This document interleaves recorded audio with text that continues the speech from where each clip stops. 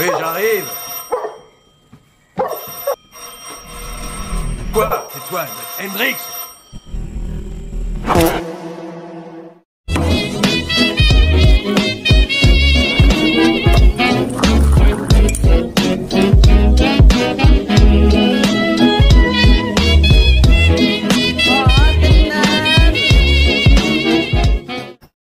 Personne se mettre entre nous. Je laisserai plus jamais personne entre nous. Je laisserai plus jamais personne. Cerita di mimitian ditepokeun aya seorang awewe dengan luka yang terdapat di punggungnya. Ia pun mengatakan tidak ada yang mengganggu kita lagi. Enregistre.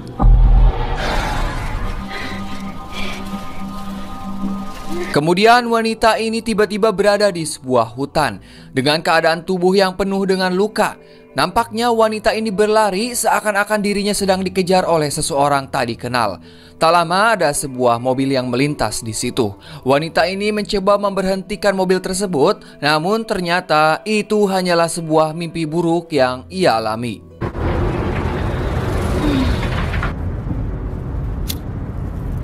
J'ai un rêve super bizarre. J'étais dans une forêt. Wanita ini bernama Mary. Ini si cantiknya yang saat itu berada di mobil bersama sahabatnya bernama Alex. Mereka berdua sedang dalam perjalanan menuju rumah Alex yang berniat ingin liburan. De toute façon, on n'est pas là pour sortir, hein, on est là pour bosser, ma vieille.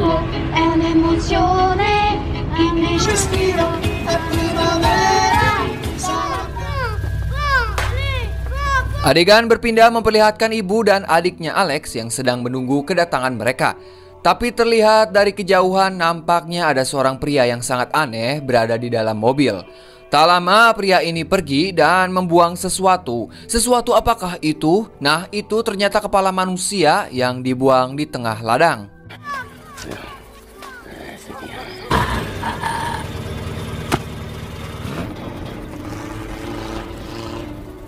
Singkat cerita, setelah sekian lama di perjalanan, Mary dan Alex pun akhirnya tiba di rumah. Mary pun disambut baik oleh keluarganya Alex. Di sini Alex langsung menunjukkan kamar yang berada di lantai atas untuk digunakan oleh Mary beristirahat. Setelah itu, Mary dan Alex menyimpan barang bawaannya terlebih dahulu. Kemudian Alex dan Mary pergi ke dapur untuk minum extra jos sambil mengobrol. Di situ Alex bercerita bahwa dirinya jatuh cinta dengan seseorang pria yang sudah mempunyai pasangan. Un mec pris, c'est qu'il est forcément bien. Ah, moi, peut-être que je me fais des idées alors. Mary yang mendengar cerita dari Alex pun merasa sangat risih. Mary pun mengatakan kepada Alex bahwa dirinya ingin keluar rumah untuk sebat rokok surya. Ketika ia di luar rumah, Mary calik di sebuah ayunan dan di tempat itu Mary nyilek ke sebuah jendela yang dimana di balik jendela itu ada si Alex keribak. Tak lama setelah selesai ngudut bari jeung ngopi, akhirnya ia pun masuk ke rumah. Kemudian ada seorang yang memencet bel rumah. Sontak saja bel itu membangunkan ayahnya Alex bernama Daniel. Daniel pun segera pergi ke bawah untuk melihat saha si jelma nu datang puting-puting dusun amat. Oui, c'est pourquoi? Setelah Daniel membuka pintunya, tiba-tiba tanpa basa-basi sosok misterius yang membuang kepala manusia di ladang itu langsung melukai wajah si Daniel.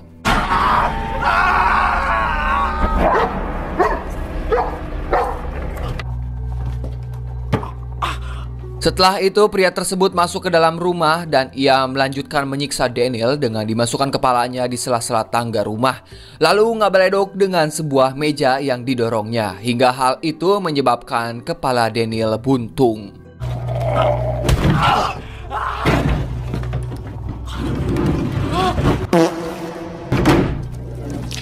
Mendengar suara teriakan yang berada di lantai bawah, ibu Alex, kita sebut saja Lilis, lalu Mary yang penasaran pun, mereka berdua pun mencoba turun ke bawah.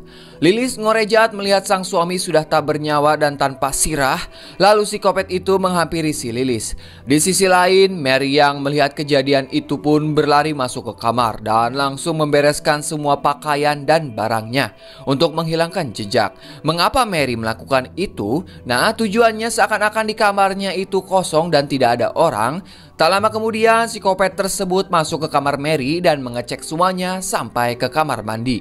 Mary yang berada di situ, ia bersembunyi di bawah kasur setelah psikopat itu memeriksa kamar Mary dan tidak menemukan seorang pun. Lantas ia pun keluar dan menuju kamar selanjutnya, yaitu si Alex.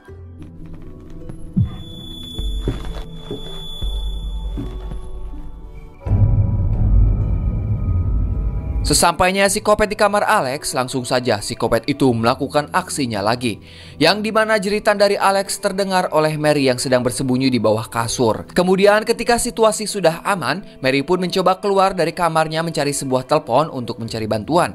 Ternyata kabel telepon itu sudah terputus oleh psikopat tersebut. Hingga pada akhirnya Mary pun masuk ke dalam kamar orang tuanya si Alex. Lagi-lagi ia pun tidak menemukan telepon di kamar itu. Di saat ia sedang mencari telepon ke sana kemari, Mary pun mendengar langkah kaki yang mulai mendekat. Dengan cepat Mary pun langsung bersembunyi di jero lemari.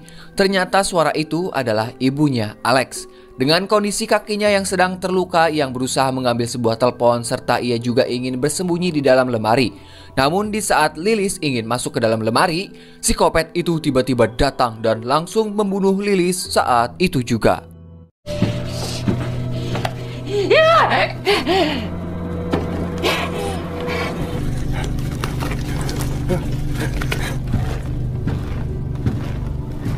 Setelah psikopat itu pergi, Mary pun keluar dari dalam lemari dan menghampiri si Lilis.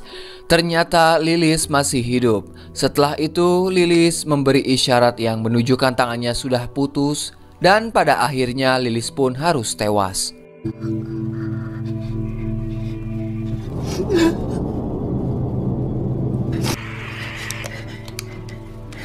Beberapa saat kemudian setelah kematian Lilis, Mary pun langsung mengambil sebuah telepon. Namun lagi-lagi Mary mendengar suara berisik yang berasal dari bawah.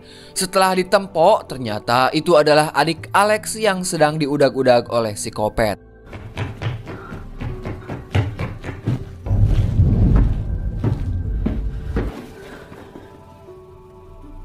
Dan ketika psikopat itu sedang mengejar adik Alex, Mary pun berusaha mencoba masuk ke dalam kamar Alex. Ternyata Alex masih hidup dan dirinya hanya dikekep sungutnya dan tangannya diikat.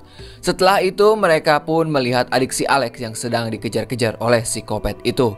Dan kemudian ia pun ditembak.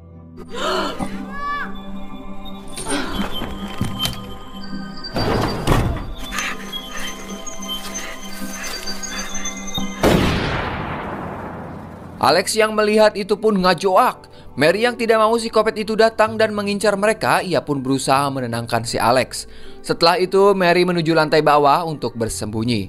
Beberapa saat kemudian ketika Mary bersembunyi, psikopat itu datang dan membawa Alex ke dalam mobilnya.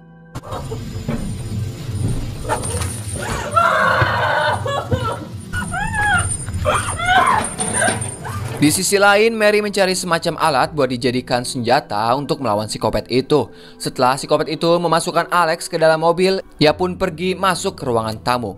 Psikopat itu pun melihat sebuah foto yang berada di ruang tamu, yang dimana di foto tersebut ada keluarga si Alex. Kemudian foto itu ia ambil, namun hanya bagian foto si Alexnya saja. Nah, di sini bisa disimpulkan bahwa psikopat ini kenal dengan si Alex.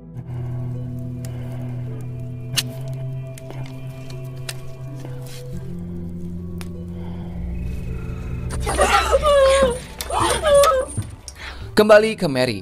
Di situ Mary yang sudah memegang pisau dapur berada di dalam mobil yang bersiap-siap untuk membunuh psikopat itu. Namun sayangnya psikopat itu langsung menutup pintu dan mengunci Mary di dalam mobil.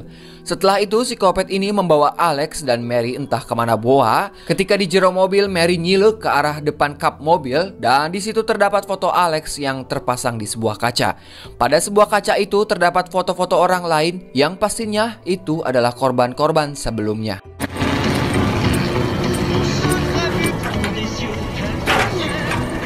Mary pun berusaha membuka pintu belakang mobil itu dan pada akhirnya ia pun berhasil membuka bagian belakang mobil itu. Beberapa saat kemudian mobil psikopat itu pun berhenti di sebuah SPBU.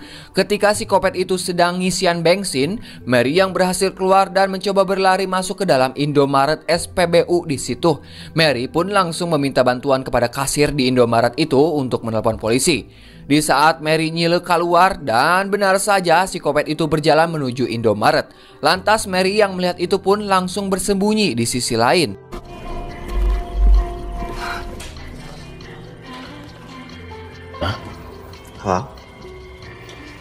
Ketika psikopat itu sudah masuk ke jero Indomaret, dirinya langsung menyapa kasir. Kita sebut saja pria ini Sapri. Dan ketika Sapri melihat tangan psikopat itu, Sapri pun merasa terheran-heran karena ada darah di tangannya psikopat itu. Sapri yang melihat itu pun langsung mengambil sebuah pistol yang berada di bawah meja kasir.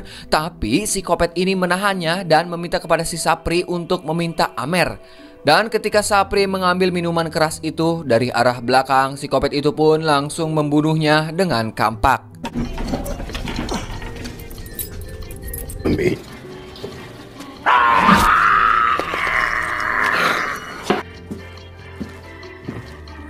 Tak lama setelah itu, psikopat menutup Indomaret tersebut dan mematikan semua lampu. Sedangkan Mary yang berada di situ, ia langsung bersembunyi di dalam toilet di Indomaret tersebut. Karena psikopat itu yang penasaran barangkali masih ada orang di dalam Indomaret ini, yang pada akhirnya ia pun mengecek dan masuk ke dalam toilet. Beruntungnya, psikopat itu tidak menemukan Mary yang berada di sana.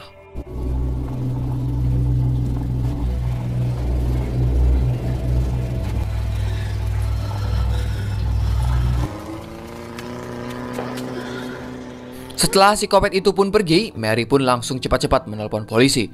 Namun sayangnya polisi tidak bisa membantunya dikarenakan Mary tidak tahu posisinya sekarang berada. Loh.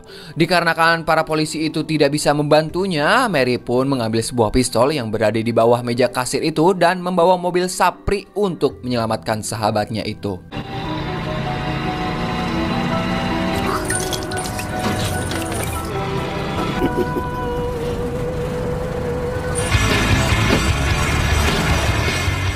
Ketika Mary yang sedang membuntuti psikopat itu dari belakang, tiba-tiba Mary terasa tunduk ngantuk seperti dihipnotis. Dikarenakan hal itu yang pada akhirnya ia harus kehilangan jejak psikopat tersebut. Aduh, ngarana film. Namun secara mengencrotkan psikopat itu tiba-tiba saja berada di belakang mobil Mary.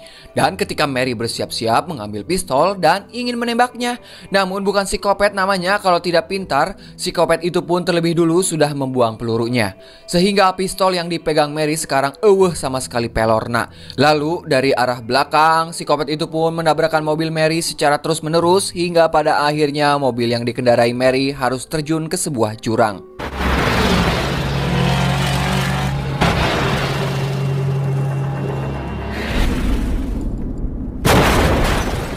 Beruntungnya saja Mary berhasil selamat dari kejadian tersebut, namun ia harus mengalami luka yang cukup serius di tangannya.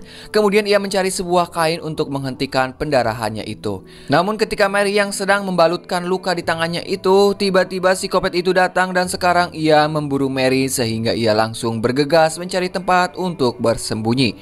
Di situ Mary menemukan sebuah kayu yang dililit dengan kawat. Ia pun mengambil kayu tersebut untuk memukul psikopat itu di pantek gitu caranya. Dan ketika Mary mengikuti cahaya yang berasal dari lampu senter, ternyata itu hanya sebuah pengalihan dari psikopat itu. Dan tiba-tiba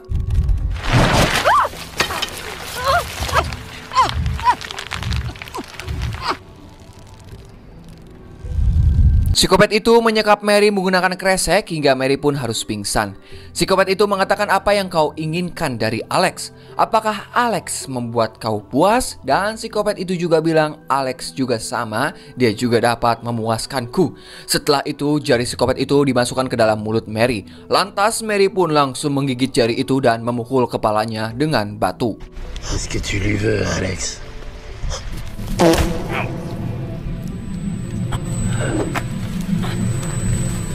Setelah itu Mary pun langsung mengambil sebuah kayu yang dililit menggunakan kawat tadi dan memantekkan kayu itu tepat di benget psikopat eta.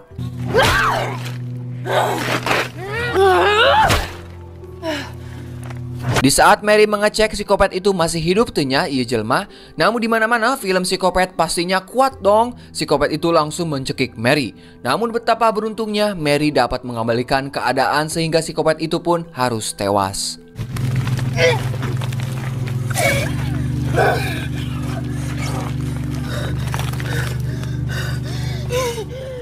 Adegan berpindah memperlihatkan para polisi yang baru saja datang ke Indomaret di mana Mary menelpon sebelumnya. Polisi yang mengecek ke dalam Indomaret itu pun ngorejat setelah ia menemukan jasad Sapri yang sudah terbunuh. Salah satu polisi pun mengecek rekaman CCTV di Indomaret itu.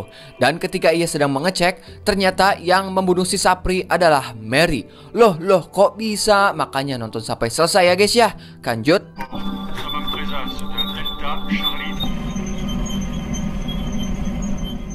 Kembali ke Mary. Ia merasa senang karena bisa bertemu kembali dengan Alex. Kemudian ia pun membuka semua ikatan yang berada di tubuh Alex. Setelah semua terlepas, tiba-tiba Alex menodongkan sebuah pisau kepada Mary. Usut punya usut, ternyata selama ini yang membunuh keluarga Alex serta kejadian di Indomaret semuanya adalah ulah si Mary. Ternyata dialah seorang psikopat sesungguhnya. Kenapa sih si Mary membunuh seluruh keluarga Alex? Terus pria misterius itu kemana? Jadi kiedak dengekeun baik-baik. Mary sebenarnya tidak mau Alex bersama orang lain. Dan sosok pria misterius itu adalah dirinya.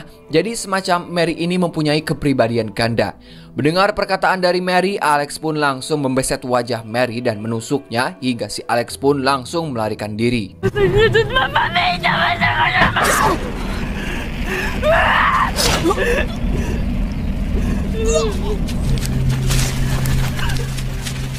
Mary yang marah, ia pun mengambil sebuah gergaji mesin dan langsung mengejar Alex. Ketika udag-udagan itu berlangsung, Alex pun menemukan sebuah jalan yang dimana terdapat sebuah mobil yang sedang melintas.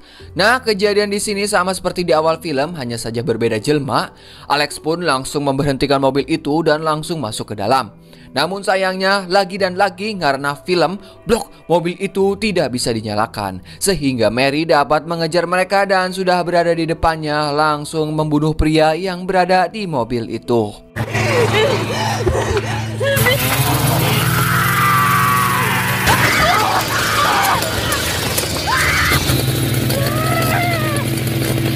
Di saat itu juga Alex yang sudah terluka parah dan kaki nungges patah, ia masih berusaha untuk melarikan diri.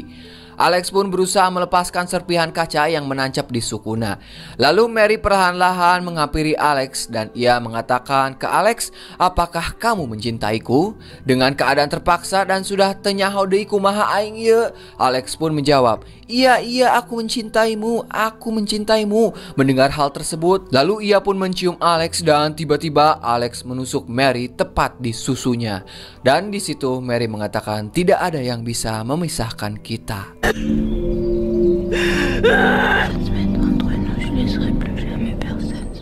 Adegan terakhir diperlihatkan Mary yang berada di rumah sakit jiwa dan ia dirawat di RSJ itu dengan keadaan kaki yang sudah dirantai.